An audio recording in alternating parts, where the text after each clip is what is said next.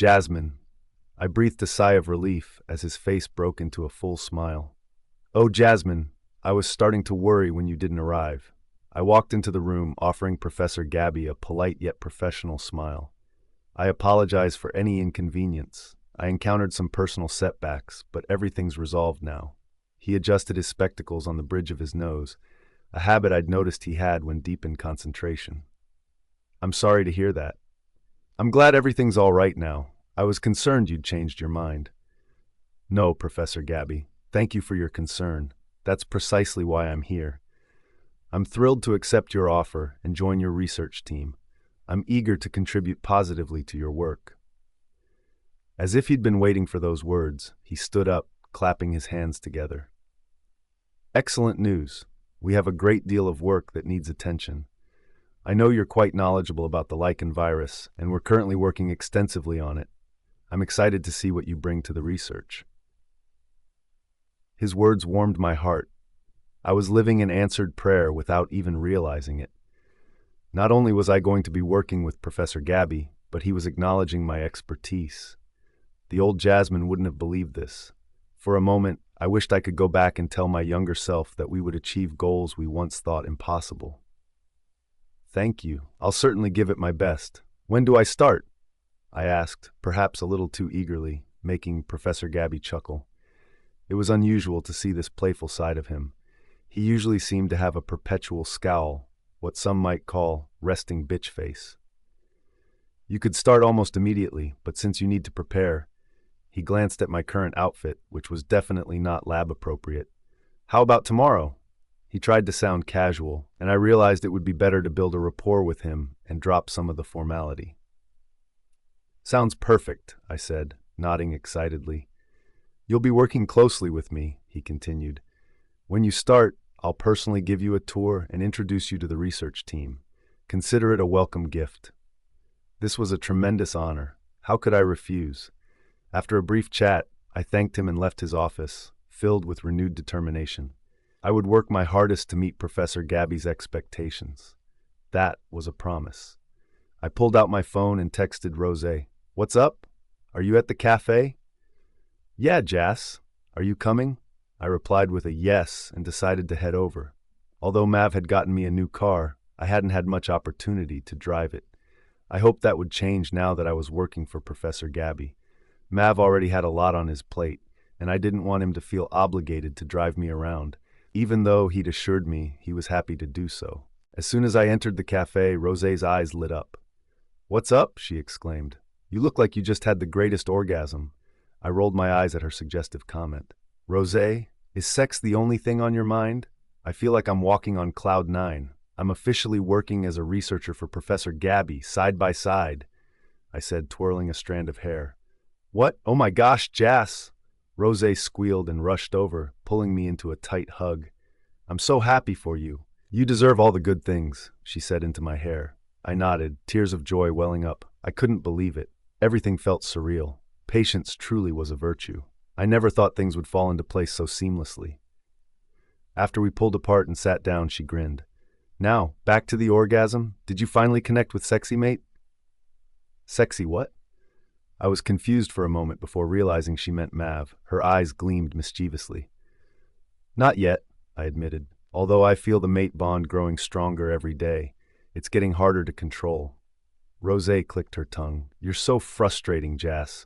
How can you resist that fine specimen? From his physique, I can only imagine how. Hold it right there, Rosé. That's my mate you're talking about, I said, feigning jealousy, though I was genuinely uncomfortable with the image. She shrugged. Marking your territory already? She teased. I'm just saying, woman to woman, you should give in. A good time makes a happy woman. You just made that up, didn't you? I said, rolling my eyes. Just then, my phone rang. It was Alpha Zeph. Rosé and I exchanged an awkward glance before I answered. Hey, Jas, how are you? I just wanted to check on you, he said cheerfully. I responded asking how he was and thanking him for his concern. I was wondering if you're free for dinner sometime? I paused, unsure how to respond. Clearing my throat, I said, I'll check my schedule and get back to you. Sure. I hope to hear from you soon. Take care, he said, his tone tinged with disappointment. I felt a pang of guilt. What was that about? Why do you look so down? Rose asked. I ran a hand through my hair. Be honest, Rose. Am I leading Alpha Zeph on? She frowned, then shook her head. No, why? He asked me out again, and I'm conflicted. It feels harmless, but I don't know if he interprets it that way. Rose sighed. You know men, as long as there's no one else in the picture. When are you planning to tell him about Mav? I shrugged. I was asking myself the same question. When would I be open about my relationship with Mav? When would I feel safe enough to let my guard down? I didn't have the answers. After we finished catching up, I went home. I saw Mav's car parked in the driveway, which was a little strange. He'd texted earlier, offering to pick me up, but I didn't want to bother him and planned to tell him I was home when I arrived. I walked into the house, sensing something was wrong. My heart dropped as I saw who was in the living room. Samantha and Logan? But that wasn't all. On her knees crying was Samantha. Wasn't she banned from the pack? Jasmine? Mav turned to me, confusion etched on his face. Everyone else turned as well, their eyes filled with a murderous intensity. What was going on? Alpha Maverick. Nice to meet you, Alpha. Carlos, the beta of Blue Ridge, extended his hand. I took it firmly. Glad you could make it. Please sit. I gestured, and he promptly took a seat as we began discussing the potential collaboration. They had developed an innovative concept, combining leather with advanced technology to create a belt that monitored the wearer's vital signs. This is impressive, I commented, examining the rough sketches as we discussed the product's pros and cons. I was certainly interested in forming a business alliance, but the timing wasn't ideal. Between the lichen virus outbreak and the ongoing investigation into the recent fire outbreaks, which reminded me I needed to schedule another meeting with Alpha Zephyr, my plate was full. Yes, Alpha, I'm confident this will be a hit, Carlos said. We continued our discussion before concluding the meeting. Afterward, I returned to my office, instructing the receptionist not to admit anyone without an appointment. I picked up my phone, staring at my wallpaper. It was a candid shot of Jasmine asleep, her mouth slightly open and a small trail of drool at the corner. Mine, I whispered with a smile. My wolf stirred restlessly, and I felt a stirring of my own. I mentally chided myself for such thoughts at this time of day, but damn it, I was whipped. I pulled out my phone, realizing it was now or never. I needed to take control of the situation. The thought of Logan potentially harming Jasmine for his selfish desires was unbearable. It was clear he hadn't changed and would never be the man I'd hoped he could become. He clearly hadn't gotten over Jasmine, and I couldn't tolerate it. I could overlook many things, but not him hurting her. I called Kazim. Greetings, Alpha, he answered, his voice groggy. You all right, Kazim? I heard some rustling. Sure, Alpha, he replied, but his tone was questionable. Kazim, are you with company? I asked. He choked, then chuckled awkwardly. Well, kinda. Lucky bastard. Here I was, a deprived man, while he was enjoying himself with a woman. I'd never been more jealous of Kazim. Sorry to interrupt, but I need you to escort Logan out of the pack. If he resists, use more forceful measures. I want him as far away from us as possible. Consider it done, Alpha, he said. I leaned back in my chair, hands behind my head. I should have handled it myself, but I couldn't face Samantha's manipulative tactics and crocodile tears. Just thinking about it gave me a headache. I wondered what Jasmine was doing. Was she still with Professor Gabby? Had she accepted the offer? I couldn't wait to hear all about it and sent her a message asking her to text me when she was done so I could pick her up. She replied with a simple, okay. I then immersed myself back in the research. A few hours later, Isabella's name flashed across my screen, calling repeatedly. I initially ignored it, but her persistence forced me to answer. What is it, Isabella? I snapped, not in the mood for her tantrums. Really, Mav? How could you? Come home right now, or I'm coming to your office, she retorted, making me roll my eyes. Don't you dare, I threatened. Oh, watch me. I knew Isabella well enough to know she would indeed come to my office and create a scene. Did I care about that?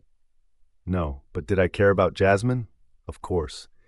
Isabella's presence would expose everything Jasmine was trying to keep hidden, including our relationship. I couldn't allow that, especially now that she was working hard to establish herself as a researcher. I grabbed my coat and hurried to my car, driving straight home. I entered the house to find a red-eyed Isabella standing in the middle of the living room. "How could you do this to us, Mav?" "After everything," she said, her voice breaking.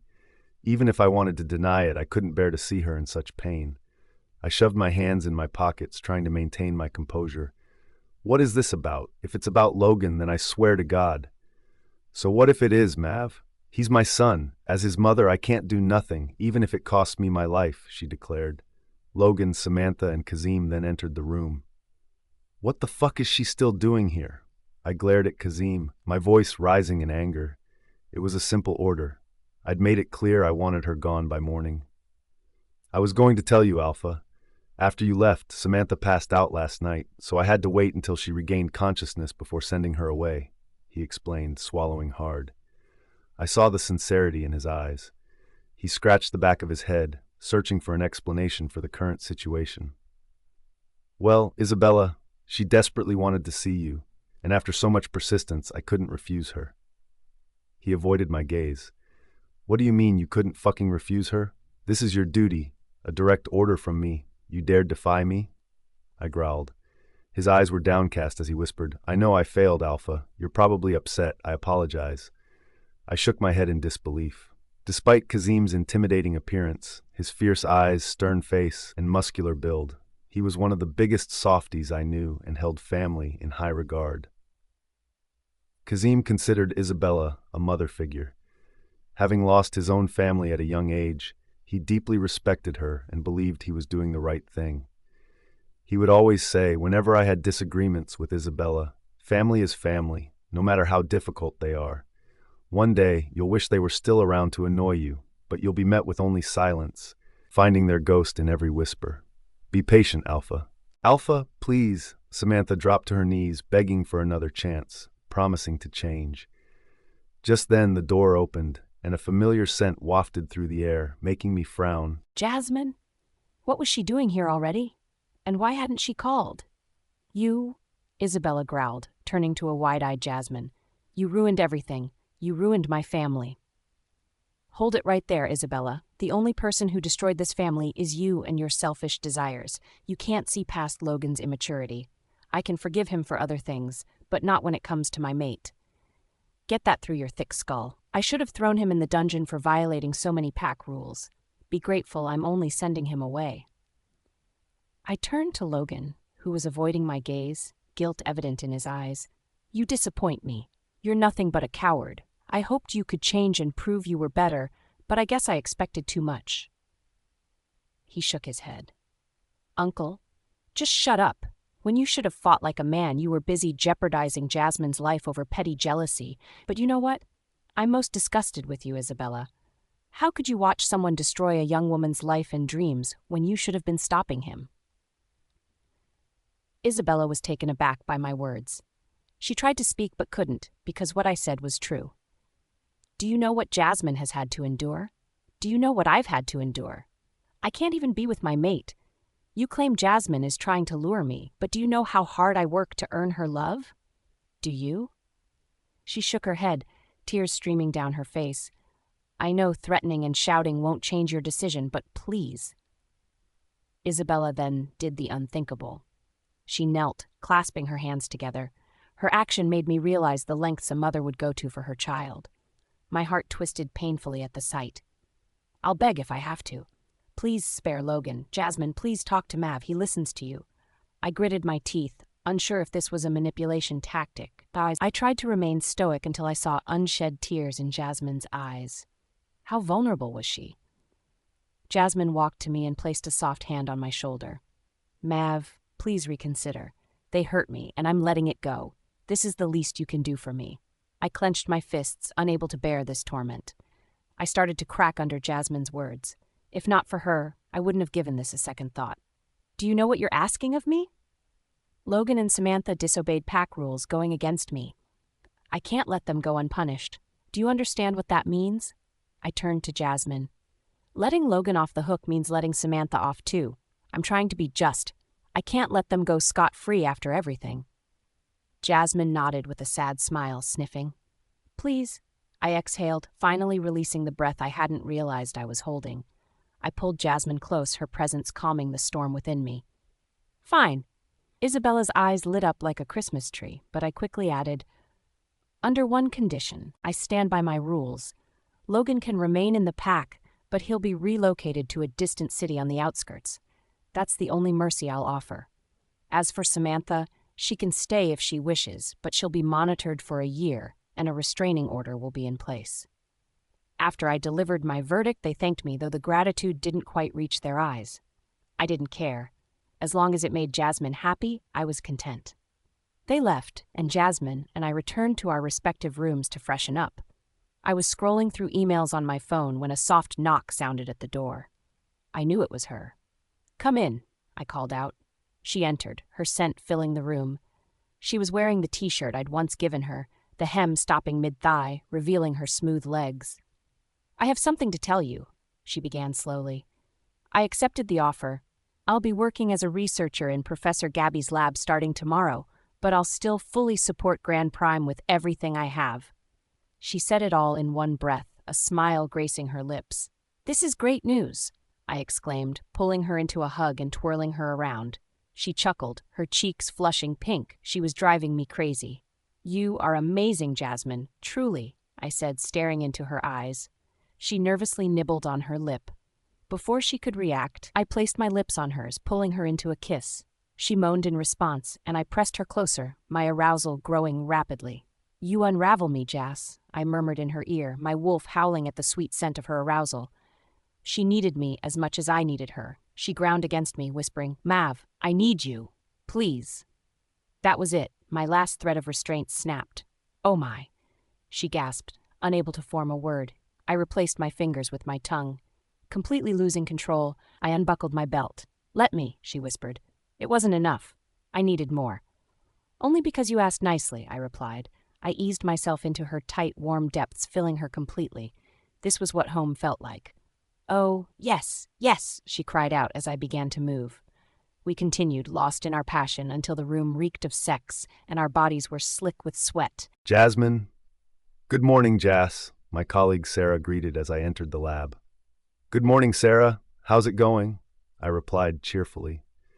It had been a week since I started working in the lab full-time, and we were currently working on a drug sample, observing its dissolution rate.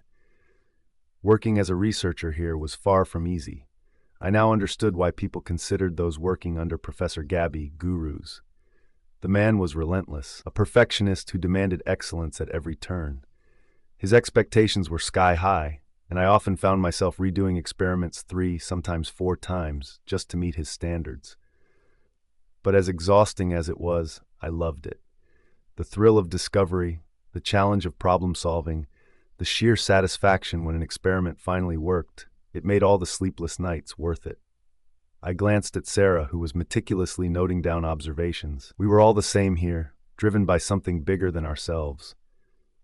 "These are coding so well," Sarah beamed. I nodded in agreement.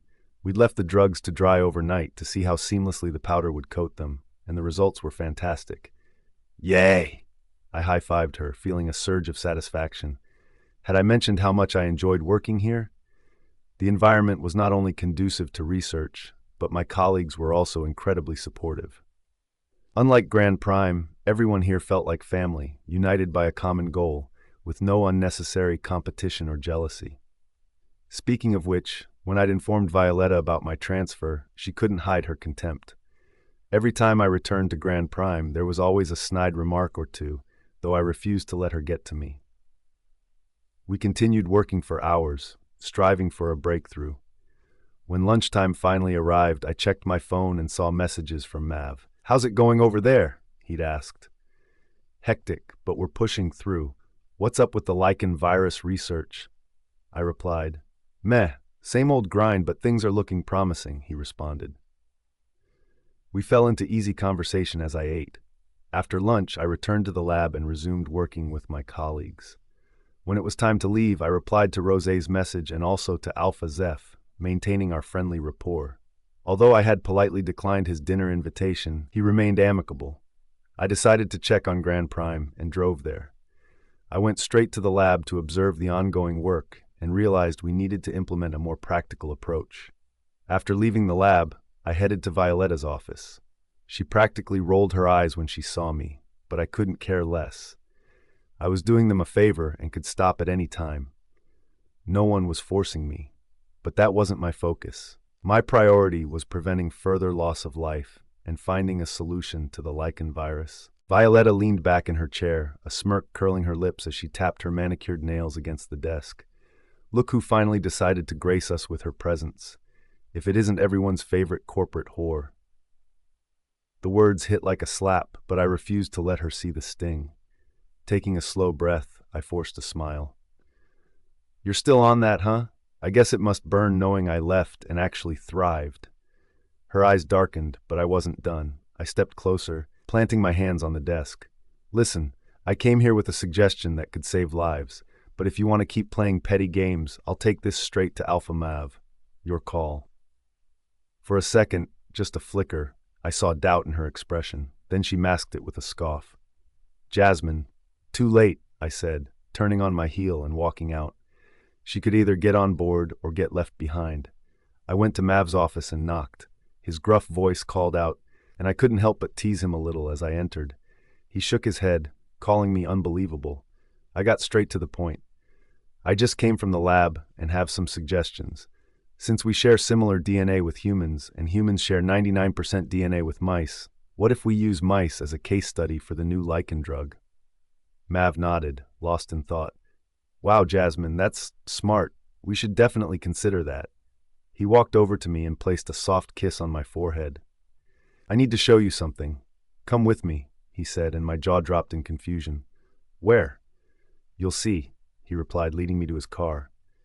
"But my car," I began, but he silenced me with a soft kiss. "Don't worry about that. I'll have it taken care of." He drove to a secluded, serene location. "What is this place?" I asked, awestruck, as he opened the door for me. I stepped out, taking in the beautiful scenery. "A place I used to come to clear my head. Just me, my thoughts, and food. It's my private resort." "What?" I exclaimed as he led me to a small cabin. He made a call, and soon a feast of various delicacies was placed before us. We ate in comfortable silence as I observed him. He was perfect. He was everything and more. After the night we'd spent together, my attraction to him had only intensified. Soft music began to play, and he offered me his hand. "May I have this dance with my woman?" Mav's voice was deep and smooth, almost flirtatious, but I loved how it was making me feel. I laughed softly, tilting my head. "Why, you Prince Charming," I teased, but my heart hammered as I placed my nervous hands in his. He pulled me close, one hand resting on my waist, the other clasping mine. The music was soft. As we swayed, I let myself lean into him, feeling the steady rise and fall of his chest. "You feel tense," he murmured against my hair. "Maybe a little," I admitted, laughing out loud. "Or maybe I just don't know how to relax anymore." He pulled back slightly, searching my face with a smirk. "Then let me help you, Jas." His fingers traced down my arm, sending warmth spreading through my skin. "For tonight, forget everything else. Just be here, with me, okay?" I didn't think anything could be better than this. My life was slowly transforming into something I'd always dreamed of, and I prayed it would stay this way. Although a nagging feeling deep inside told me otherwise. But for now, screw it. Jasmine.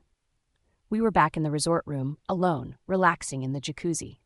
"Ah, this is bliss," I exclaimed, sinking into the warm water and feeling my tense muscles finally begin to relax. "You look fuckable right now," Mav said, his eyes gleaming mischievously as he stared at my chest. "Oh, really?" I batted my eyelashes, feigning innocence, though inside I was feeling a rush of giddiness and anticipation. I wanted him to touch me, to have me. Mav was quickly becoming my most irresistible indulgence, and I doubted I'd ever grow tired of it. He licked his lips, inching closer until we were face to face. His minty breath fanned across my skin as he whispered, his husky voice stirring my inner wolf and sending a shiver down to my core. "You have no idea what goes through my mind," he began, his eyes darkening as they settled on my lips. This time, I wanted control. I wanted to make him crave me, yearn for me. I pushed him back until he was at the edge of the jacuzzi, with me standing between his legs. Afterward, we returned to the room, cuddling and talking about everything and nothing. We discussed work, family feuds, and his lingering distrust of Samantha, even though Logan seemed to have genuinely turned over a new leaf. Even though I couldn't fully trust them, it was done. What had happened, and there was no changing the past. At least, I hoped they would stay out of my life from now on. Mav's phone dinged, interrupting our quiet moment. He groaned, picking it up to check the notification. His face creased into a frown. "Is everything all right?" I asked, searching his eyes. He sighed, shaking his head. "Nothing serious, just my daily schedule from Kazim. It means tomorrow I'll be going down to the quarantine unit to check on the patients afflicted with the lichen virus after I finish at the office." I fell into deep thought. Even though Mav kept me updated on the situation, I felt a strong urge to see the patients for myself and assess their response to the treatment. "I'd like to go with you after work," I said. He paused, as if lost in thought, before breaking into a warm smile. "Sure, tomorrow it is, I promise." "Now come here," he said, pulling me closer. I playfully rolled my eyes but willingly wrapped my arms around him as he buried his face in my hair, inhaling deeply. "Jasmine?" he said, his voice a low rasp. "Yeah? I'm obsessed with you, almost to the point that it hurts." Jasmine. Call me once you're done, Mav said, and I nodded, watching his car pull away. He dropped me at work, and there were extra clothes back at the resort, making me realize he had already had everything planned already. Only after the car disappeared from sight did I realize I was still smiling. The grin stretched across my face as I entered the office, and the receptionist greeted me. "Good morning, Miss Jasmine. I hope the day is as bright as your smile." That's when I realized I was beaming from ear to ear, my cheeks almost aching. I felt a blush creep up my neck and settle on my face as I awkwardly cleared my throat, thanking her for the compliment. My relationship with Mav was blossoming, more than I was willing to admit, even to myself. However, I wasn't ready to make our relationship public, not until I'd established my career and achieved a certain level of success. As soon as I stepped into the lab, Sarah rushed over. "I hate to break this to you, but the coating broke off the drug, meaning we failed. Again," she exclaimed, her voice laced with disappointment. My heart sank as I hurried to examine the sample. Damn it. We'd been working tirelessly, pouring all our energy into this project, but everything seemed futile. Just looking at the ruined sample made me want to tear my hair out and scream. But it stayed dry for more than 48 hours. "What could possibly be the problem?" I asked, my colleagues shrugging in response. "Everything's a mess, and Professor Gabby isn't happy with the results," someone muttered. As if summoned by the mention of his name, Professor Gabby walked into the room, his stern gaze sweeping over us. A suffocating silence fell over the lab. It was deathly quiet. Not even a whisper could be heard. I held my breath, feeling lightheaded, as he walked slowly towards the dissolved drug, his eyes fixed on the failed experiment. His face contorted into a deep frown, revealing his displeasure. He turned to us, his voice a low growl that echoed through the room. "What have you all been doing?" "Prof," someone began, shakily attempting to explain, but he raised his hand, cutting them off. "Don't give me that excuse. You are renowned researchers. I expected more. Do you realize what's at stake?" "We tried," another colleague offered weakly. "Then try harder. Give it your all. Blood, sweat, and tears. I want tangible progress before the week ends. I want to see a positive change." He turned his back to leave, then stopped abruptly, turning back to face us. "I hope you won't fail me again this time." His eyes then snapped to mine, and he added, his gaze lingering, "Every one of you." I wasn't sure if I was imagining things, but it felt incredibly personal. After he left, we all sighed in relief, finally able to breathe again. That was intense. Professor Gabby could be truly intimidating when he wanted to be, and his anger was a sight I never wanted to witness again. He was incredibly demanding when it came to work and had zero tolerance for slackers. But we were trying our hardest to achieve a breakthrough, utilizing every resource at our disposal. "Team, let's try a completely different approach," I suggested, and they all nodded in agreement. Desperate times called for desperate measures, and once I set my mind on something, I was determined to see it through. Now my focus was set on proving to Professor Gabby that he'd made the right choice in hiring me and exceeding his expectations. "Argh," I groaned, rubbing my aching shoulders. We'd been working meticulously on the sample ever since that tense encounter with Professor Gabby, and so far, things were looking promising. I glanced at my phone and noticed it was late. I also saw several messages from Mav asking how I was doing and expressing concern over my lack of activity. I quickly texted him, "I'm done," and he replied almost immediately, "I'm on my way." As I waited, I returned to the sample, double-checking everything and trying to anticipate any potential problems. After a short while, Mav texted again, "I'm here." I quickly grabbed my bag, wishing my colleagues a good night. They waved goodbye and wished me luck. As soon as I settled into the car, I sighed, massaging my temples and kicking off my heels. Damn. Mav turned to me, taking in my disheveled appearance. "Rough day at work?" "You have no idea. Almost as rough as the way you," I teased, stopping myself. Mav laughed, the tension in the car immediately dissipating. "You never cease to amaze me, Jas," he said, shaking his head before reaching into a paper bag and handing it to me. I peeked inside, the delicious aroma filling my nostrils. Mushroom sauce with steak. My stomach rumbled instantly. Before I could respond, Mav smiled and said, "Figured you were hungry." I thanked him, immediately digging in. I'd completely skipped lunch today. Perhaps Mav had noticed my usual lunchtime text hadn't arrived and correctly deduced something was up. We soon arrived at the quarantine unit and walked into the chilly building. The air felt extraordinarily cold, presumably to slow down the virus's metabolism. "This is the first patient," Mav said, pushing open a mahogany door.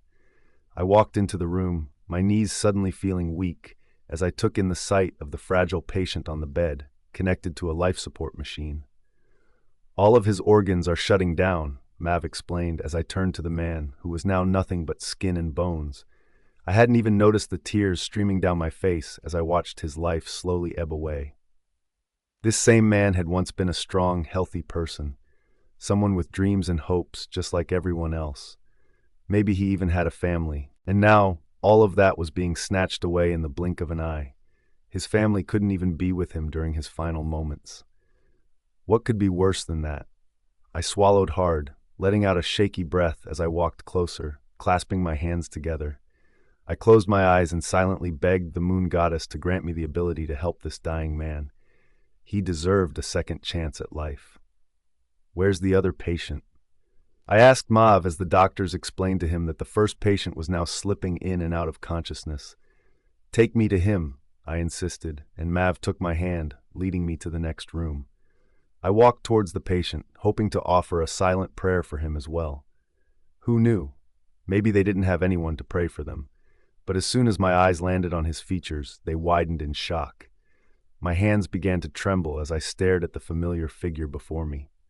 "No, no, no," I whispered, tears streaming down my face. "What is it, Jas?" Mav asked urgently.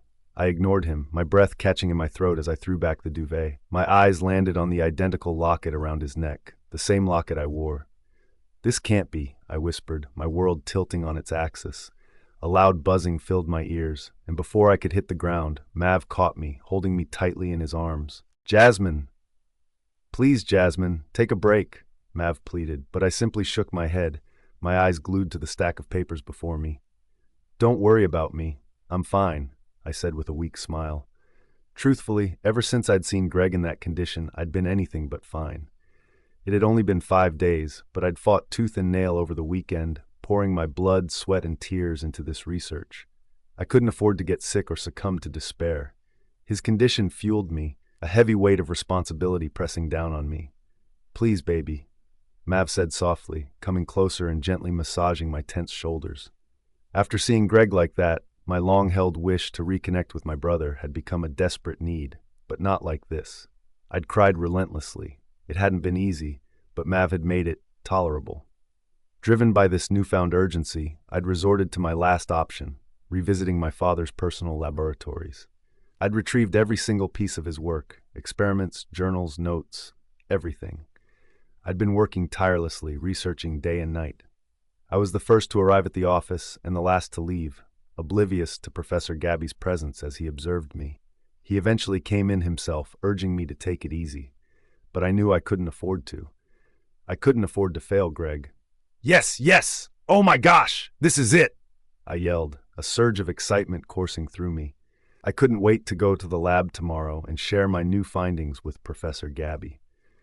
I scribbled down notes, explaining to Mav, I think this will work. Father was on the verge of researching ginseng and hybrid onions. After extensive investigation, I found they contain potent antiviral properties, capable of not only slowing down the parasite but also weakening its immune system, which prevents mutations and eventually leads to its demise. They just never got to pursue it. I knew this was where I would pick up the thread. I would do this to honor my parents' memory.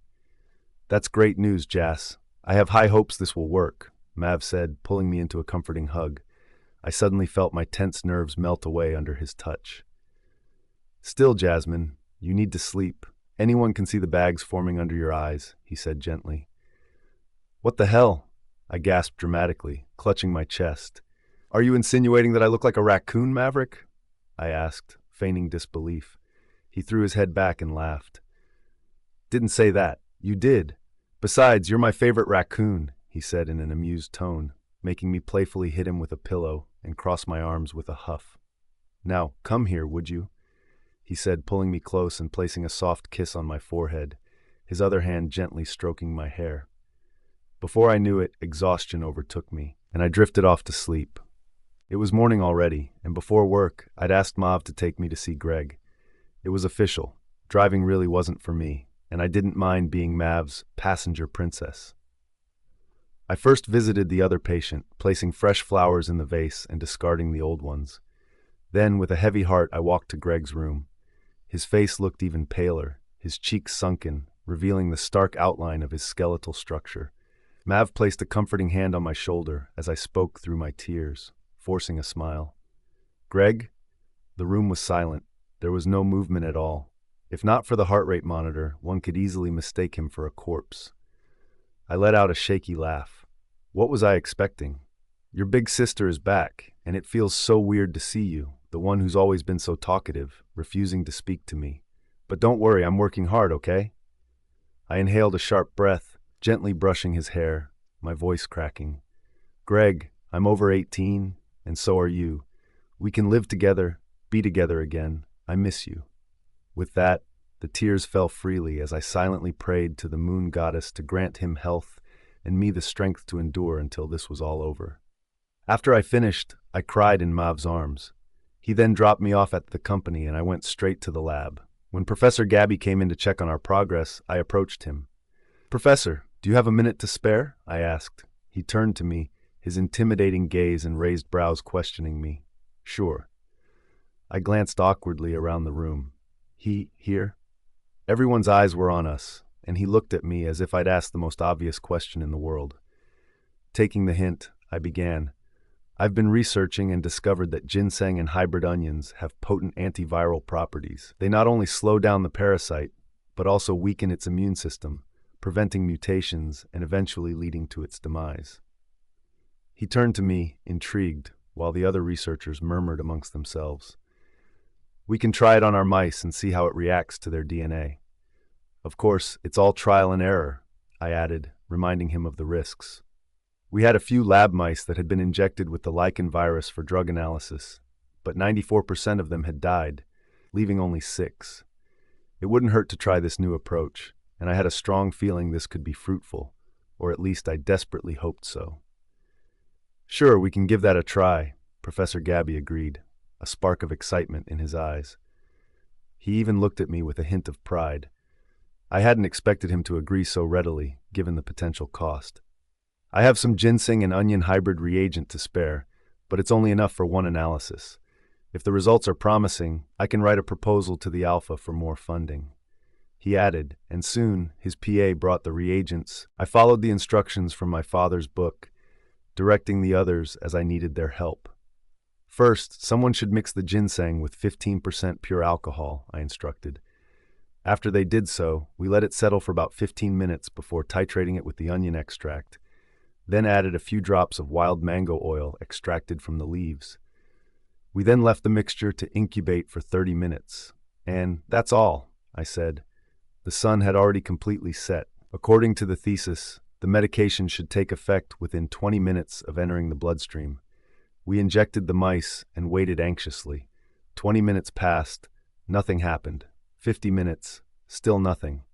"Oh, moon goddess!" everyone murmured in disappointment. My throat felt parched and dry, and I felt a stinging sensation behind my eyes, the crushing weight of disappointment. Professor Gabby exhaled heavily and patted me on the shoulder. "You did your best, Jasmine," he said before turning to leave. I slumped my shoulders, wanting nothing more than to cry my heart out. Instead, I buried my face in my hands. "Wait, wait," someone yelled, and I snapped my head up. "The mouse just twitched." "What?" We all rushed to the cage. The mouse was convulsing. Then it began to vomit strange-looking parasites, creatures that resembled a disturbing mix of worms and eels. It worked?" I whispered in disbelief. "It worked." Professor Gabby roared at the top of his lungs, and soon we all joined him, screaming with joy as happy tears streamed down my face. One significant milestone reached. Jasmine. Thank you," Professor Gabby exclaimed, extending his hand for a handshake, which I gladly accepted. "This calls for a celebration. Let's all have dinner at the cafeteria." Hoots and cheers erupted as my colleagues erupted in jubilation over the successful results. Murmurs and excited chatter filled the air as we made our way to the cafeteria. Settling around a round table, we placed our orders, booze included, according to Professor Gabby. I'd never seen this carefree side of him before. I don't think any of us had.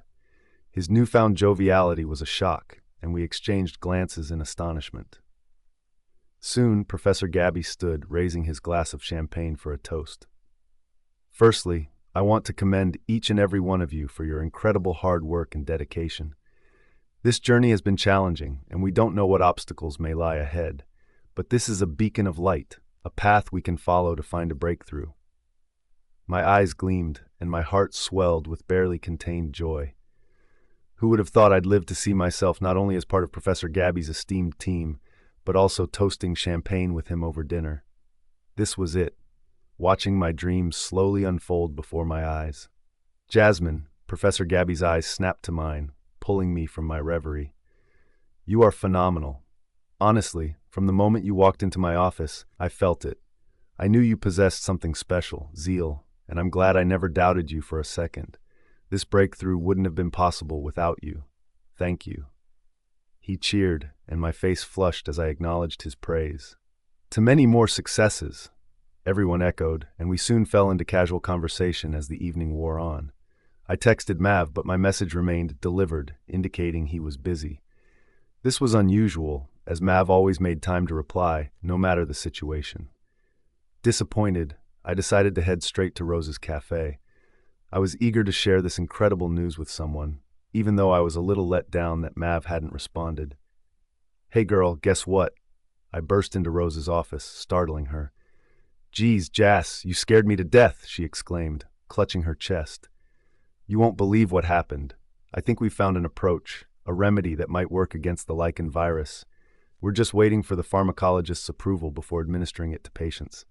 Of course, we're not certain, but there's an 80% chance it will work. I'm pretty confident." I exclaimed in one breath. Easy, Jas. That's fantastic news." "Oh my," she cried, pulling me into a hug. "I'm so happy for you." "Thank you, Rose," I sighed, my voice dropping. "This is my only chance, Rose." My voice cracked. There was so much I wanted to say, but I didn't know where to begin. "It's okay, Jasmine. I believe in you. Greg will be all right. Everything will fall into place, okay?" I nodded, whispering, "I hope so." Quickly changing the subject, I asked about her romantic life. She shrugged it off, though her eyes told a different story. "I'm trying to focus solely on myself," she deflected. "Really, Rose? You think I'll fall for that? Tell that to someone else, not me." I tried to tease her, but she told me about her infatuation with a chef from a culinary contest they attended. He'd added her on social media, but she was scared. He seemed almost too good to be true, making me roll my eyes. "Who are you, and what have you done with my little Rose?" I gasped, widening my eyes dramatically. She hissed, and just then, my phone rang. It was Alpha Zeph. He said he wanted to catch up and that he knew I was at Rose's cafe. I also wanted to share the news with him. Even though I wasn't sure what our relationship was, I considered him a true friend and a source of support. We caught up with Rose while she entertained us with 101 reasons why I should avoid Mr. Charisma, as she called him. First on her list, he was perfect. Second, perfect eyes. Third, perfect smile. Fourth, perfect words, and so on. I laughed so hard my stomach ached at her dramatic delivery. Soon Zeph joined us, asking what had put us in such a good mood. Before I could respond, Rose beat me to it. Well, our genius scientist here might have found a way to combat the lichen virus, she said with pride gleaming in her eyes. Really? That's awesome. Zeph chuckled, circling me. I could only giggle, suddenly feeling shy. We have our very own Albert Einstein. But even better, he said with admiration. You could say that again, I smirked, squaring my shoulders playfully, earning another burst of laughter. But how did you do that? How could you conduct such extensive research in such a short time? He asked as Rose and I exchanged glances. Truthfully, I had been working tirelessly, driven by a desperate need to save lives as the lichen virus spread. But when I saw Greg lying in that bed, something inside me snapped. Failure was not an option. In research, there are trials and errors, but I was driven by an unwavering dedication to succeed. However, I couldn't reveal the truth to Alpha Zeph. The patient information was confidential, and Mav intended to keep their identities under wraps for now. Let's just say I stumbled upon my father's old journal and saw some unfinished research. Ginseng and hybrid onions contain trace amounts of Zuma, a rare constituent that may suppress the virus in werewolves, I explained. Ginseng? The pure, unfiltered kind? Alpha Zeph asked with interest. Yes, it's incredibly rare and difficult to obtain. We can't proceed with further testing until Professor Gabby presents it to the Alpha. It's rare, but the red blood pack has ginseng trees growing within it. The essence can be extracted from those trees, he said in one breath. Wow, I never knew that, I said, surprised. Yes, legend has it that when the moon goddess gave birth to a son, a god who defied her orders and descended to earth, he died within the red blood pack. Those vines are said to be his veins. Though it's just a folk tale, he chuckled, shaking his head as if dismissing the absurdity of it all. We are one of the largest distributors of ginseng, and if you need it, I can arrange for bulk shipments directly without any complications. Really? You would do that? I chirped, my voice suddenly high-pitched with excitement. I would do anything for you, Jasmine, he whispered, his eyes gleaming with an emotion I couldn't quite decipher, making me incredibly nervous. And I fucking mean it. Jasmine. I quickly texted Mav, letting him know that Rose would be dropping me off instead, and he didn't have to wait. His response came almost 2 hours later. Mav, sure. Are you okay, though? Keep me updated. Take care. I frowned at his delayed response. Mav was usually quick to reply. Maybe pack duties kept him busy today? I wondered about his inactivity today. I knew exactly that pack duties were demanding, and I couldn't imagine the pressure on him. After a long evening, it was late. Zeph offered to drop me off, but I politely declined, saying I'd wait for Rose. I couldn't risk him finding out about Mav and me, not until the research was over. Good night, Jas, Rose called as I stepped out, blowing me a kiss. It was past 11 p.m. Drive safely and call me when you get home, I said, waving as she drove off. Walking into the dark house, I wondered if Mav was asleep. It felt strangely empty, devoid of life.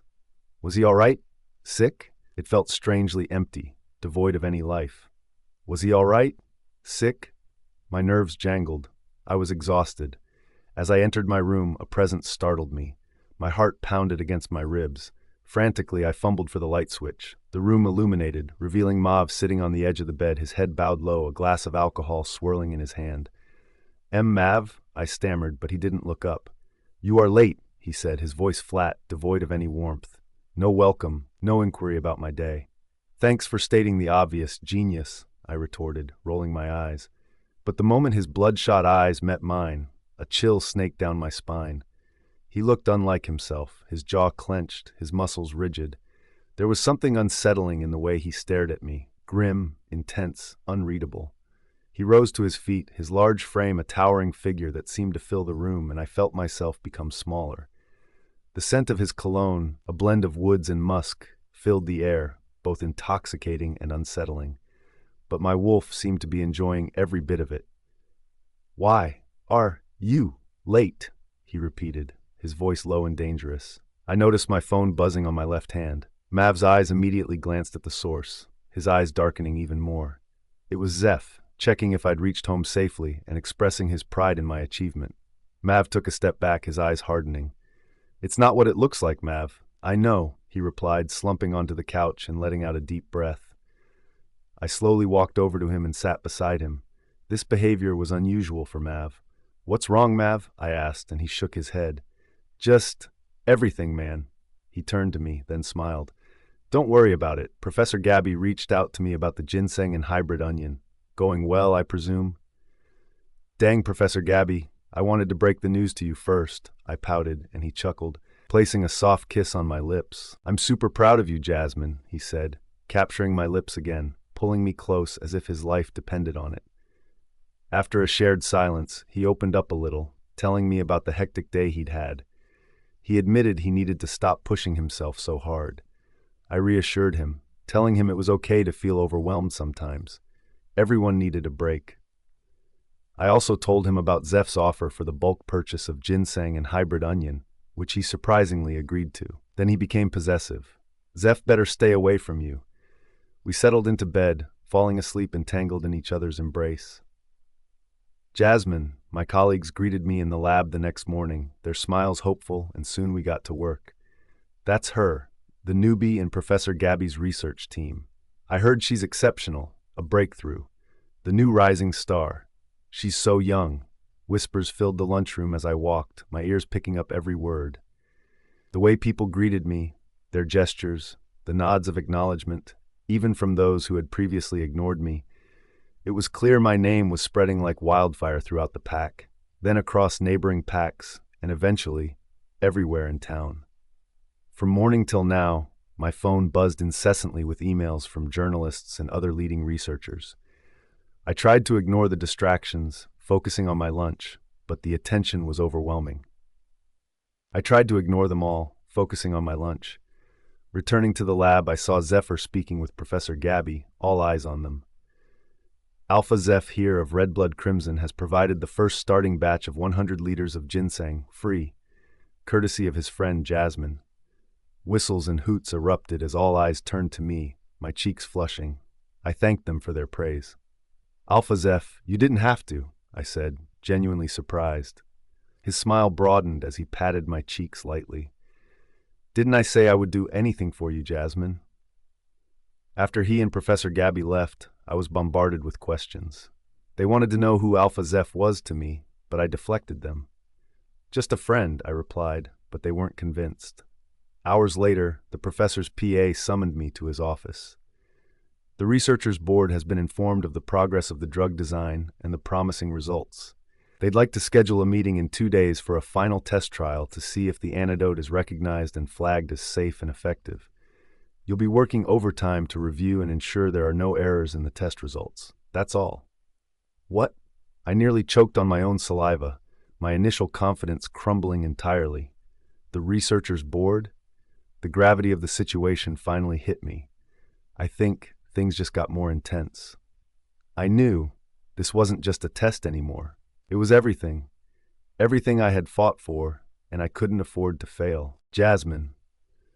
I inhaled deeply, then exhaled, my heart pounding as I stood before the podium. The weight of every gaze in the room bore down on me, their eyes fixated on the large screen behind me, where my face was displayed. "You've got this," Rosé mouthed from across the room. My eyes flickered to Alpha Zeph, who gave me a reassuring thumbs up. Their silent support was the only thing keeping me from bolting. My hands trembled slightly as anxiety coiled in my chest, rendering Mav's earlier pep talk completely useless. I took another breath, mumbling to myself, "I am ready. I can do this." "So, Jasmine," a board member finally spoke, breaking the thick silence. "You claim that ginseng and hybrid onion can be formulated into a concentrated solution, serving as the ultimate antidote against the lichen virus, correct?" "Yes, that is correct." I steadied my voice, suppressing the nerves. "Both contain enzymes that disrupt the mutations of parasitic organisms in the bloodstream." For the past 2 days, I had worked tirelessly, both in the lab and at home, barely surviving on 3 hours of sleep. I had put everything into this, every ounce of my knowledge, effort, and determination. I needed this to work. The board member nodded, signaling me to elaborate. Clearing my throat, I instinctively searched for Mav in the crowd. He He was watching me, a proud smile tugging at his lips, his expression filled with encouragement. I clung to that reassurance as I continued. During our initial trials, we observed that 99.2% of the parasite cells were eradicated in our lab mice. However, given that werewolves possess stronger genetic structures than humans, the efficiency rate needed to be at least 98% in order to be viable. I paused, scanning their faces. Seeing them absorbed in my explanation boosted my confidence. Through further analysis, we discovered that allowing the ginseng to become stale after 24 hours enhances its potency. This delayed breakdown releases additional active compounds that strengthen its parasitic elimination properties. With that, my team and I proceeded with the demonstration. We dissected the test rats, showcasing the fully eradicated parasites. I meticulously explained each step, how the drug was absorbed, distributed, metabolized, and excreted within a werewolf system. I also addressed its toxicity levels and the necessary precautions to ensure safety and effectiveness. "Impressive," one of the senior board members murmured, his silver-streaked hair glinting under the lights. He leaned forward, fascinated. His reaction gave me the confidence boost I needed. But this wasn't just about proving myself. It was about saving Greg, giving him a second chance at life, and no amount of anxiety was going to stand in my way, not under my watch. Then the experiment began. At first, everything seemed fine, but then something went wrong. The liquid in the test tube started bubbling, aggressively. A frown creased my forehead. I flipped open my logbook, my fingers trembling. "This isn't right. What could have gone wrong?" I muttered under my breath, flipping through the notes again. Sarah, one of my lab partners, looked alarmed. This wasn't what the results showed in the lab. The murmurs in the audience grew louder. My pulse raced as I lifted my gaze. The entire room was watching with anticipation. Mav was nowhere to be found. Professor Gabby's face was tense. "Is there a problem, Miss Jasmine?" I swallowed hard. "Oh no. The bubbling solution foamed over, spilling onto the workstation. This shouldn't be happening," I stammered. My mind reeled. "We followed every step. We ran multiple trials. How is this possible?" A sharp voice cut through the noise. "I assume this wasn't part of the expected results, Miss Jasmine. Is there something you're not telling us?" I struggled to form words. My throat felt dry, anxiety clenching around me like a vice. The weight of the moment was crushing me. This was the final trial. If this experiment was flagged as a failure, the repercussions would be severe. I could lose my research privileges. I could lose everything. Disapproving murmurs rippled through the room. What a waste of time. I had high hopes for this. Didn't they say she had it all figured out? Professor Gabby's gaze met mine. Though his face was unreadable, I could see the trust in his eyes. He had seen me work tirelessly for this. He knew the results were supposed to be flawless. So why was this happening? Then a soft snicker echoed through the room. I stiffened. My eyes darted toward the sound, landing on Violetta and Logan. They sat comfortably at the far end of the audience, their faces laced with amusement. No, I did not want to believe they had anything to do with this. I did not want to think they would go so far as to sabotage my research, risking people's lives just to ruin my career. "What's happening?" Another board member pressed impatiently. "We don't have all day, Miss Jasmine." My stomach twisted. The whispers grew louder. Then, the results were altered. A pin-drop silence fell over the room. My breath hitched. Every head turned as the sound of slow, deliberate footsteps echoed through the air. Mav. He strode forward, his presence commanding, one hand shoved casually in his pocket, the other holding a report book, an exact replica of mine. The tension in the room shifted. All eyes were on him as he approached the podium. He placed the report book onto the desk, his fingers drumming against the cover. Then he looked up. His gaze burned with quiet fury. Someone intentionally set her up. The whispers stopped. The weight that had been crushing my chest eased slightly. I stared at Mav, my pulse still erratic. The test had failed.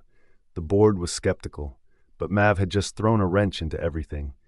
Because if someone had tampered with the results, then this wasn't my failure. It was theirs, and I swear by the moon goddess, I am not forgiving whoever the culprit is. Not this time. Alpha Maverick. "Are you sure you don't need anything?" I asked Jasmine for the umpteenth time. She sighed, shaking her head in disapproval. No, thank you very much, Mav, Jasmine said, her eyes tired but still focused on the articles about the lichen virus she was reviewing. Even though exhaustion etched itself onto her features, she remained engrossed in her research on the lichen virus. I hated seeing her so drained, but I also understood the burning passion that fueled her dedication. The least I could do was support her. Hours later, Jasmine was nestled in my arms, idly tracing patterns on my stubble. The silence between us was comfortable. Mav, she sighed, her voice groggy and thick with sleep. I replied, stroking her hair gently. Do you think my thesis will be approved? I mean, I'm pretty confident in my reasoning, but at the same time I feel like it's impossible. What if it's not enough? What if it... I smiled, gently tugging her cheek. Jasmine, you said yourself you're confident. That's what truly matters. Regardless of the outcome, you'll know you gave it your all. And honestly, I added, a touch of playful confidence in my voice, I'm certain everything will be fine. Okay, she whispered softly, snuggling closer into my chest as I played with her hair. We were comfortable in silence. After some time, her soft snores filled the room. I stared at her, my wolf stirring restlessly, wondering when we would mark our mate. But hey, I'm not complaining. A few months ago, who would have known we'd get this close, with Jas sleeping cuddled beside me? This was great progress. My phone buzzed, pulling me out of my thoughts. A frown immediately crossed my features. I knew it had to be something serious. Picking up the call, Kazim told me, "Hope I'm not bothering you, Alpha." His tone confirmed my suspicions. "Is anything the matter, Kazim?" I asked, keeping my voice low. From the surveillance we picked up from Logan's movement, there have been increasingly suspicious activities which included him meeting up secretly with Violeta. Logan has also been seen at the research unit, lurking around. Violeta and Logan? How could that be? From where did they know each other? But what baffled me the most was how Logan had such information regarding Jasmine's recent research. Only a few of us knew, included. She couldn't have a hand in this, could she? What would be her aim? I ran a hand through my hair, deep in thought. No one probably knew this, not even Jasmine, but Samatha wasn't the only one who was watched closely. I had someone keep tabs on Logan, reporting any movement back to Kazim. Keep an eye on it.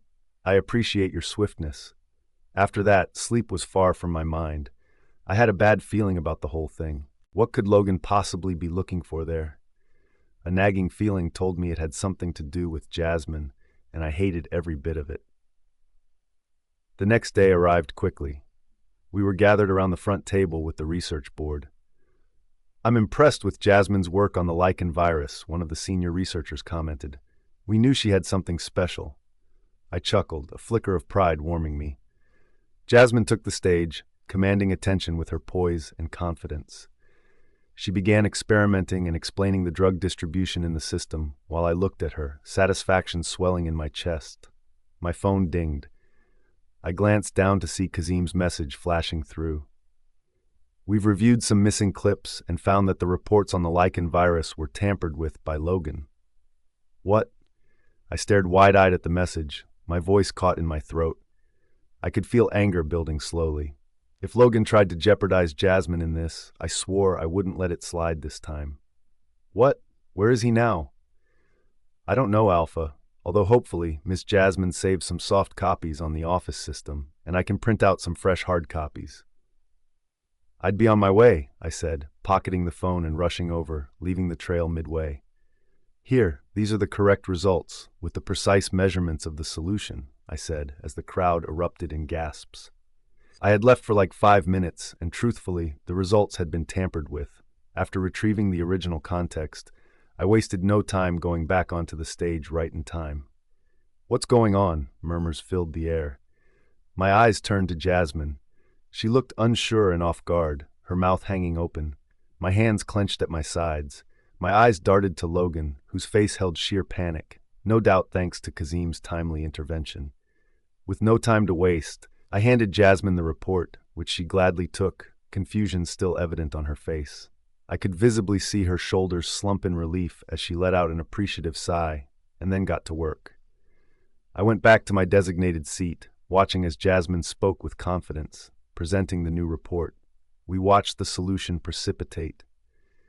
And Jess dragged the word out. The solution fully dissolved. Then she gave the mice the drug, and they convulsed, throwing up the contents of their stomachs.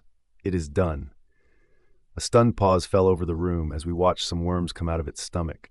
This was insane, and worked not just effectively, but also swiftly. "Bravo!" Professor Askeladd rose to his feet, clapping. Soon, hoots and cheers followed throughout the entire crowd as they congratulated and acknowledged Jasmine. Jasmine's smile was radiant, a light that seemed to ignite something within me. Tears welled in her eyes as she covered her mouth as if she couldn't believe her success. She had won more than just an award. She had achieved her dreams. And I had the privilege of witnessing it all. Her eyes met mine, and she mouthed, "I did it." "Yes, you did," I replied, joining the thunderous applause. But this wasn't over. My gaze shifted to Logan, whose face was contorted with undisguised resentment. This was just the beginning. They would pay for what they had done. And I promise, come what may. Jasmine! I was thrilled. My heart was beating so fast with a rush of adrenaline that felt so surreal. Was it really happening? My wolf pranced around my head, rolling with excitement. In fact, even the word felt like an understatement at the moment, really. The emotions swirling inside me were overwhelming. I couldn't place them. It was a mixture of everything. Relief, joy, and sheer disbelief. You name it. I had finally done it?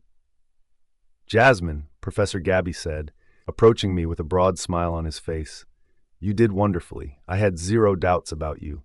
You've upheld our dignity and our name. I'm super proud of you and how far you've come in such a short span." His words were simple, but they meant the entire world to me.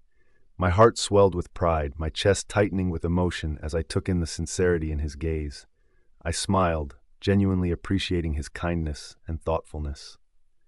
His strictness had motivated me even more. "Thank you, Professor," I said, my voice soft but filled with gratitude. "That means a lot."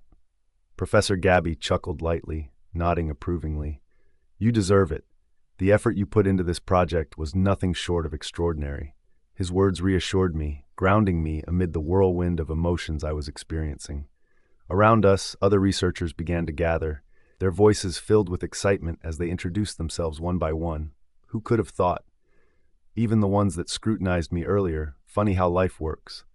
"Dr. Evans, senior biochemist," one of them said, shaking my hand firmly. "I'm Clara, head of the analysis division. Your approach to the inhibitor was truly remarkable." "Dr. Raymond, research director," another added. "We've been waiting for a breakthrough like this for years. You've done something incredible." I tried to keep up, shaking hands and exchanging pleasantries, but my mind was elsewhere. As much as I appreciated their words, my eyes were searching, looking for the one person who had been my rock through this entire journey. I scanned the room, my heart racing as I finally spotted him. Maverick stood a few feet away, deep in conversation with Beta Kazim. His brows were drawn together, his expression unreadable, but the tension in his posture was evident. Even from a distance, I could sense anger radiating from him. What could they be discussing so intensely? A nagging feeling gnawed at me, whispering that I already knew the answer. Logan. I was certain he was involved in the tampering of my results, and I wouldn't let them get away with it. But for now, there were bigger things to focus on. I had achieved what I set out to do, and nothing could take that away from me. But from the way Violetta looked so pained, her face set in a tight scowl, got me wondering what exactly it was. And even if Logan was the one behind it, I knew how much of a green grass Violetta is, but I didn't want to believe she would be as selfish as jeopardizing results, even when knowing the consequences. As if sensing my gaze, Maverick turned toward me. The moment our eyes met, a warmth spread through my chest, wrapping around me like a comforting blanket. A smile tugged at my lips, and I mouthed, "I did it." "You did," he mouthed back, a proud smile breaking across his face. Heat flushed my cheeks, my heart fluttering at the way he looked at me. More than anything, I wanted to run to him, to throw my arms around him, to forget the crowd around us and just be in his embrace. "Are you listening, Jasmine? What's your input?" I blinked, snapping back to the present as Professor Gabby's voice cut through my thoughts. I turned to him, my mind momentarily blank. Yeah, sure," I stammered, hoping that was an appropriate response. Professor Gabby chuckled, shaking his head. Good, good. Let's move forward then. I exhaled slowly, my heart still racing from the moment before. The room grew silent as Professor Gabby took the microphone, his voice carrying across the space. May I have everyone's attention, please? The murmurs of conversation faded instantly. All eyes turned to him. As we all know, we have been working tirelessly toward a breakthrough in combating the lichen virus. For years, we have searched for an answer, and now, thanks to Jasmine's remarkable contribution, we finally have one. A ripple of excitement passed through the crowd. Professor Gabby continued, "Time is of the essence. The longer we delay, the greater the risk to our people. Therefore, after careful consideration, we have decided to move forward with an official launch of the antidote tomorrow. Final testing will take place immediately, and if all goes well, implementation will begin without further delay." A hush settled over the room, mixed with anticipation. My breath caught in my throat. Tomorrow? I barely had time to process the announcement before a familiar, excited squeal filled the air. "Oh my goodness, Jas, I'm so proud of you." Before I could react, Rose threw her arms around me, pulling me into a crushing hug. I laughed breathlessly, her energy contagious. Okay, I don't want you to break my bones." She pulled back just enough to glare at me playfully. "Oh, hush. You deserve all the hugs in the world for what you just accomplished." I shook my head, but a wide smile stretched across my face. Then a deep voice interrupted. "Congratulations, Jasmine." I turned to see Alpha Zephyr standing beside Rose, holding a bouquet of flowers. With a gracious smile, I accepted the bouquet, inhaling the sweet fragrance. "Thank you, Alpha Zeph," I said sincerely. "My pleasure," he replied. His usual composed demeanor seemed slightly off. He looked nervous, then hesitantly he spoke again. "If you don't mind, may I have a few seconds of your time, Jasmine?" My heart rate picked up. I glanced at Rose, who had suddenly gone still. Her eyes met mine with a knowing look. A lump formed in my throat. I nodded slowly. "Of course." Rose hesitated before stepping back, though she remained close enough to hear. Zephyr exhaled, his fingers running through his dark hair. "I wanted to talk to you privately, but with everything going on, I figured now was as good a time as any." "Jasmine, sure." I hesitated, glancing once more at Rose, whose eyes remained fixed on us. "Okay, so," he chuckled nervously, his eyes darting around the room. Never mind. His voice quivered slightly, and I understood. I let out a small laugh. "You can take your time, Alpha Zeph. I think it would be better, if we spoke privately, maybe over dinner. It's something important, He darted his tongue out nervously, licking his lips. From his body language, I had a slight idea what this might be about. I realized there was no need to avoid him, as I had always done. He deserved an answer, something that could give him closure. It was high time I confronted the mate bond between Mav and me, and keeping Alpha Zeph in the dark wasn't ideal. Even a cup of coffee gets cold when left waiting. "All right, I'll be there. What time?" I asked. His face broke into a soft smile, causing a pang of sadness to twist painfully within me. 8 p.m. sharp, he replied, more enthusiastic now. I could see his shoulders visibly slump in relief. "That will do." I smiled at him, and he nodded. "Thank you, Jas." We rejoined Rose, the air shifting from awkward to normal as we discussed other matters. My eyes searched the crowd for Mav, but I couldn't find him. Discreetly, I sent a quick text. "Are you free? Meet me backstage, room 4. I can't wait." Immediately, his message popped up. "I was waiting for you." A blush warmed my cheeks as I bit the inside of my mouth, trying to shrug it off. "Excuse me for a few minutes," I said to Rose and Alpha Zeph. "I need to take care of something. I'll be right back." Alpha Zeph nodded. "Sure. Take your time, Jas."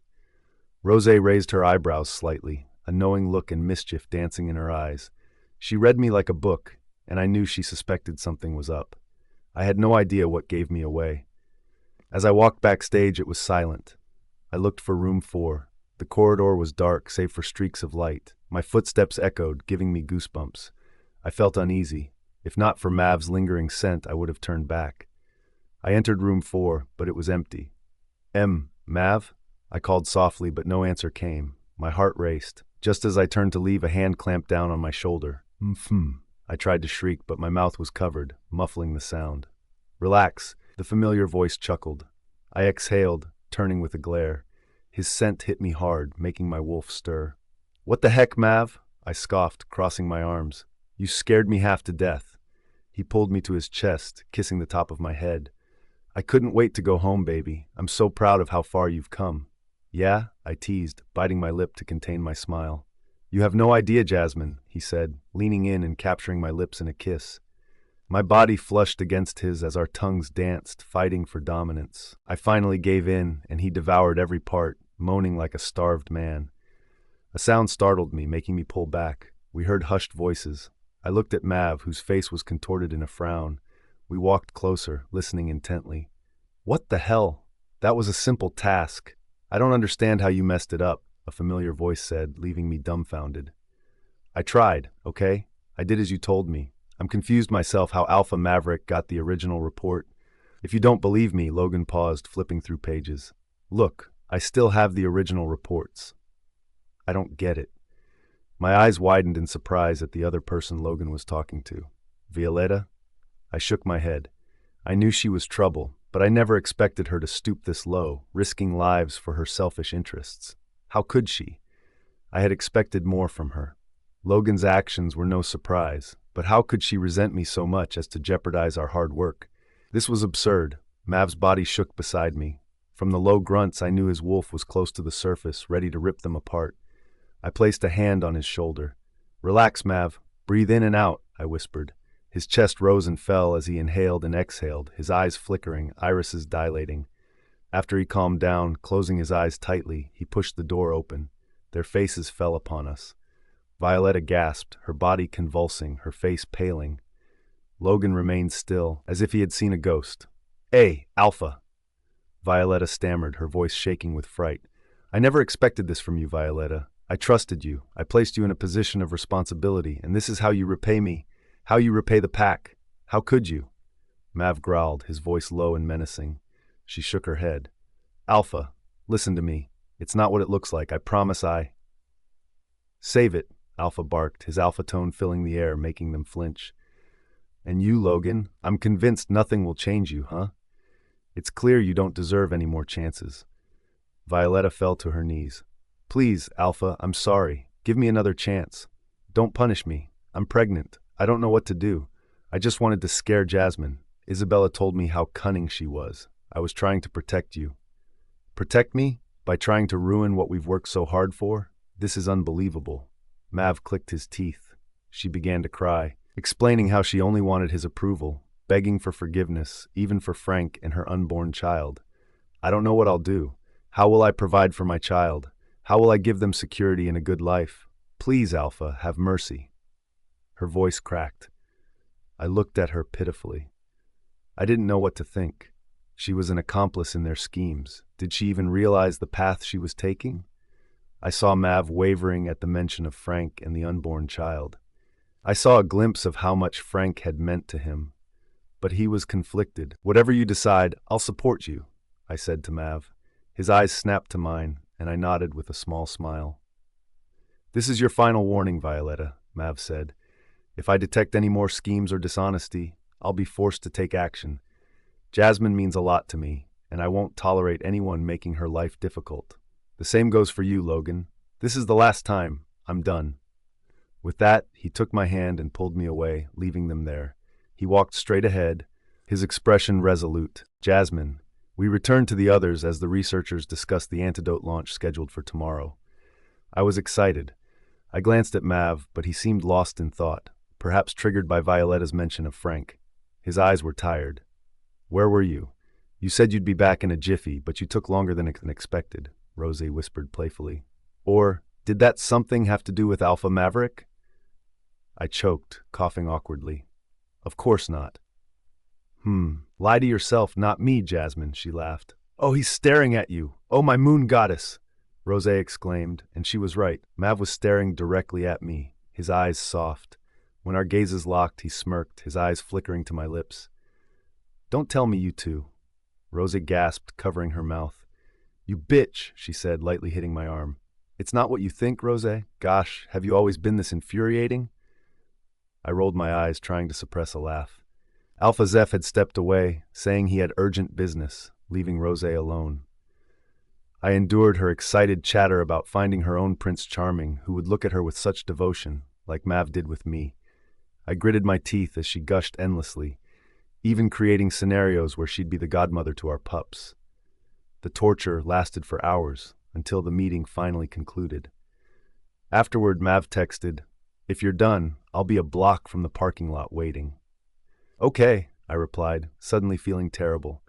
I understood how much I meant to Mav and how eager he was to declare me as his mate to the world, but I held him back because of my, not selfishness, but rather my focus on building myself, not realizing how much it affected him, how much he yearned to love his mate openly.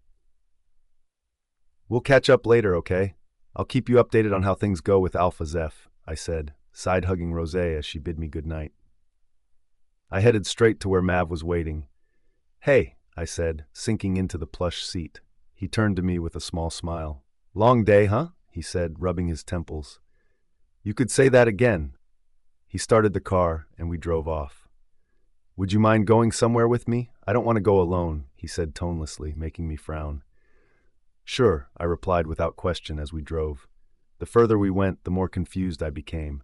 The area was secluded, filled with large trees. He turned off the car and came around to my side, opening the door. The place looked eerie. "What is this place?" I whispered, my eyes darting around. "The cemetery." I swallowed hard, nodding. The words caught in my throat. I had so much to say, so many questions, but they vanished as I followed him blindly. He stopped at a grave, running a hand through his hair. He paused for a moment. "Hey, buddy, how's it down there?" he said with a humorless laugh, shaking his head. "There's a lot I need to say, but words fail me. I don't know if you're happy with me now. The truth is, I know you're disappointed. I promised to be there for Violetta and your child, yet—" He inhaled sharply, blinking rapidly. "I said once your child was born, he'd have someone to call father, but—" He exhaled. "I'm sorry, Frank, I really am." He fidgeted nervously with his hands. Slowly, I moved closer, taking his cold hands in mine for comfort. Without a word, he stood there for several minutes in silence, and I stood beside him, letting him know he had all the time he needed. Afterward, we prayed for Frank and returned to the car. Mav closed his eyes as if meditating. I could tell he was trying not to break down. I unclasped my seatbelt, moved closer, and pulled him into a hug. He hugged me back tightly, burying his face in my shoulder. "Let it all out, Mav," I whispered. "Let it go. I believe you're a great man. Frank would be proud of you."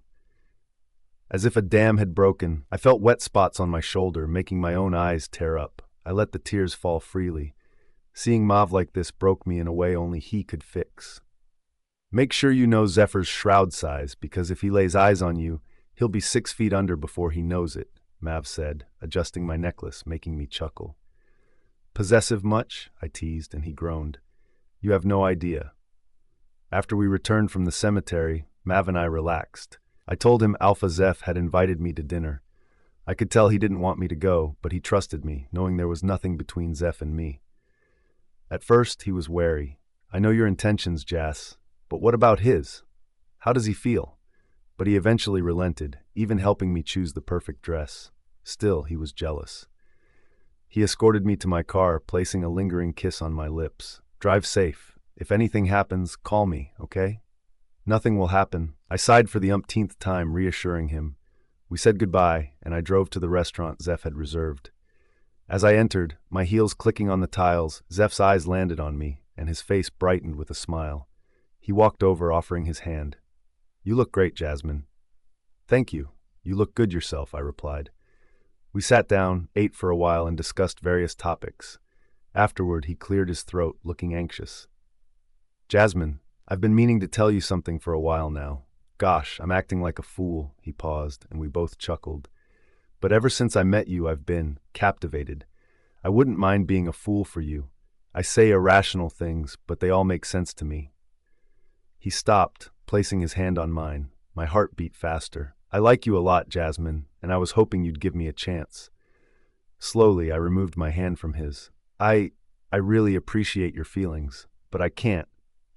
I love someone else." His eyes fell, and he let out a small laugh, though I could tell he was hurt. "I understand. Is that someone, perhaps Alpha Maverick?" he asked, making my eyes snap to his. Was it that obvious I was completely smitten with Mav? I nodded, deciding to be honest. Yes, in fact, I'm married to him. What? Zeph said, his voice loud before softening. Sorry, I was taken aback. Wow, he chuckled. I am indeed a fool. The tense atmosphere eased, for which I was grateful. I told him everything, and he listened without judgment, as a friend and confidante. He even wished me well. After dinner, he escorted me back to my car, wishing me a safe drive. Nothing had changed between us. He was glad I had told him the truth. We said goodbye, and I texted Rose. It's done, I told him. When I got home, Mav was waiting eagerly in the living room. That was fast. How did it go? Well, I drawled, walking up to him and placing a hand on his chest. I told him I was married. You did what? Mav picked me up, twirling me around with joy as I laughed. I guess there was no need for hiding anymore. I love Mav, unapologetically. Jasmine. Today was the official launch of the antidote, and I paced the room, practicing my speech. No, you look like you're about to faint, and that's not in the script, Mav complained for the umpteenth time. This is hard, I pouted, making him chuckle. I don't even know what you're practicing for, Jasmine. You've faced bigger crowds than this. Just be confident and everything will go smoothly. He wrapped his arms around my waist. He was right. I didn't know why I was so nervous, but my nerves had been on edge all morning, and to make matters worse, time seemed to be flying by. You know what would cheer you up? Mav nuzzled his nose against my neck. What? I asked, intrigued. Steak and mushroom casserole, he declared, making me instantly giddy. Mav's grilled steak was one of the best things I'd ever tasted, and now that he'd mentioned it, I craved it. Yay! I clapped excitedly as Mav swept me off my feet and carried me to the backyard. You know, this place gives me PTSD, I joked, referring to the time he'd wheeled me around because I shouldn't strain myself. Which reminds me, has fake Martha been caught yet? I asked, the events surrounding her actions having slipped my mind. She's not from this pack, and she's gone. She was last seen near a neighboring border, and I decided it was best for her to just disappear and never return, Mav said seriously. It was clear he didn't like anything related to that incident and how I had almost lost my life. Saying it like that makes you sound like a sexy alpha, I teased, trying to lighten the mood. Because I am a sexy alpha, he corrected, making me laugh. He went into the kitchenette, bringing out the steak and other ingredients. How is it that your steak tastes perfect? I asked curiously, looking at the simple ingredients. What was his secret? Nothing, really. Besides the fact that I'm perfect, he replied, making me cringe. Cocky much? Sorry, I didn't hear you. Did you just say cock? My goodness, what the hell is wrong with you? I said, and we both burst into laughter. He was acting like a hormonal teenage he-wolf who just had his first shift. I watched him meticulously prepare everything. I noticed every little detail about Mav, the way he licked his lips, the way he furrowed his brows, how he scrunched his nose, and how incredibly frustratingly my wolf had become, wanting to be close to him at every moment, to let the world know he was mine and I was his. His laughter filled the air, and my initial tension dissipated. I wore a long red mermaid gown with a slit and a low-cut neckline. My thigh was exposed, and I styled my hair in loose waves, adding accessories and heels. I walked downstairs and toward Mav's room. He was struggling with his tuxedo cuffs. My heart skipped a beat as he turned to me, his eyes darkening as they traveled over my body. Wow, magnificent, he said, taking slow strides toward me. He stopped in front of me, dipping his head. His breath fanned my lips, making me shiver. I closed my eyes, waiting for his kiss.